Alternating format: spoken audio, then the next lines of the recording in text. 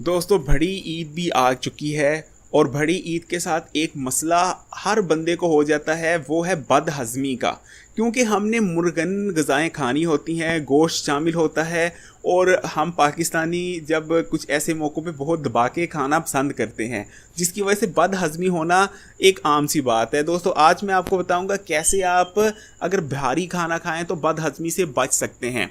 ये वीडियो ज़रूर देखिएगा क्योंकि हम में से हर एक को ज़रूरत पड़ने वाली है। दोस्तों आप देख रहे हैं Hakim Ali health and beauty tips. तो आइए शुरू करते हैं। सबसे पहले दोस्तों ये चैनल सब्सक्राइब कर लीजिए अगर अभी तक ये चैनल सब्सक्राइब नहीं किया। अब चलते हैं अपने टॉपिक की तरफ। दोस्तों आपने मुर्गन ग़िज़ाएँ खानी है तो बदहज़मी तो होनी है, आपने दबा के खाना है तो बदहज़मी होगी। उससे आज मैं आपको दो ऐसी रेमेडीज़ दूंगा तो जितना मर्ज़ी दबा के खाएँ इंशाल्लाह बदहज़मी नहीं होगी। ये मेरा आपको ज़ुबान है। अच्छा नोट कीजिए, आपने दबा के खाने से पहले क्या करना है। आपने दिन शुरू करने से पहले ही जैसे नाश्ता किया, आपको पता है दोपहर को बहुत अच्छा सा खाना पक रहा है और रात को भी बहुत अच्छा सा खाना पकना है, तो आपने दोपहर के खाने से आधा घंटा पहले क्या करना है, अदरक लेना है, उसके छोटे छोटे टुकड़े काट लेने हैं और 2 चमचियाँ टुकड़े अदरक के गिलास में डालने हैं और उसमें एक जो है नींबू निचोड़ लेना है।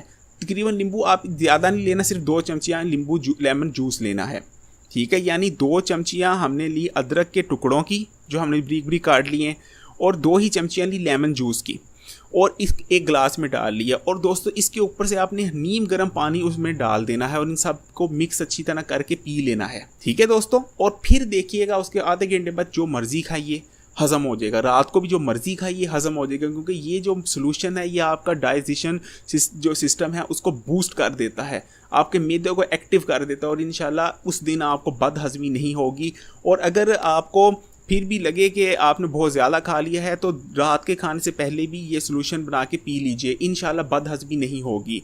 दूसरी जो रेमेडी है वो है आफ्टर जब आप मील कर लें तो आपने क्या करना है, सिर्फ कुछ दाने सौंफ के लेने हैं। सौंफ हम सबको पता है कि सौंफ कितनी अच्छी है बदहज़मी को दूर करने के लिए, लेकिन फिर भी हम इससे फ़ायदा नहीं उठाते। ये हमारी आदत बन चुकी है कि हम अच्छी चीज़ों को इग्नोर कर देते हैं। लेकिन दोस्तों सौंफ जो हमारे एक खाने में जो मसला होता है, जो लोग गलत तरीके से खाते हैं वो फक्का मार लेते हैं, चमची भर के सौंफ खा लेते हैं। उल्टा सौंफ आपका खाना हज़म करे वो खुद बदहज़मी का सबब बन जाती है। सौंफ हज़म करना बहुत मुश्किल है अगर आप ज़्यादा मिकदार में खाएं। सौंफ के सिर्फ चंद दाने आपने खाने हैं, 7 से लेकर 10 दाने बहुत होते हैं सौंफ के।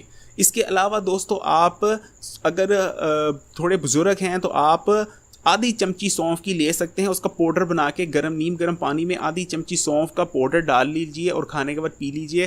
खाना बहुत अच्छी तरह हज़म होगा और बदहज़मी नहीं होगी। ये सिर्फ मेरे 2 इजी से रेमेडीज़ थी, आजमाई हुई हैं और इंशाल्लाह 100% वर्किंग है। इसको आजमाएं, इंशाल्लाह इस बड़ी ईद डॉक्टरों के मुंह देखना नहीं पड़ेगा।